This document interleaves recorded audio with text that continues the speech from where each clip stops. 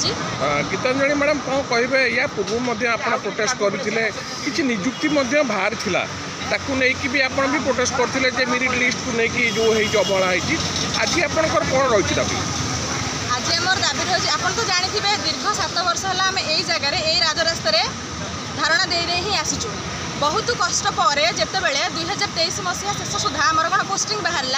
20,000 post बाहर आपने जानते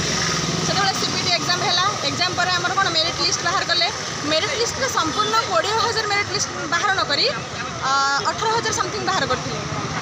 से कहते डॉक्यूमेंट वेरिफिकेशन होगा डॉक्यूमेंट वेरिफिकेशन सरला किसी पिला आमर कौन करे फास्ट बेंच रे आमर हाईकोर्ट केस करते जे यापर किसी एम्बिग्यूटी बोध अच्छी तापर से केसटार जजमेंट आसला नहीं डिविजन बेंच को जिते आउ कि आशायी गले से डिविजन बेंच राय आसला जे एटा संपूर्ण स्टेट मेरिट लिस्ट हवा दरकार स्टेट मेरिट वाइज सिलेक्शन हवा दरकार से मेरिट को आखि आगर रखी आम सिलेक्शन प्रोसीजर करने राय देले केस आम डिविजन बेंच रे हाईकोर्ट राय देला राय आसबार 18 तारिख आम राय आसला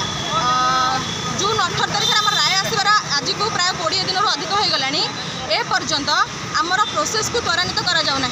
आम प्रोसेसटा कौटी अटकी सेटा आम जानापी आज धारणा स्थल को ओह्लैचु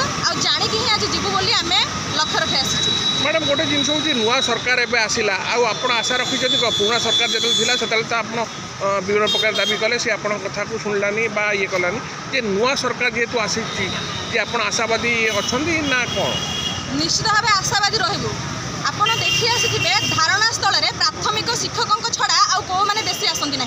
कारण प्राथमिक शिक्षा जन्म जन्मांतर अवहेलित हो आसछंती दीर्घ 30 वर्ष है से अवहेलित हो आसछंती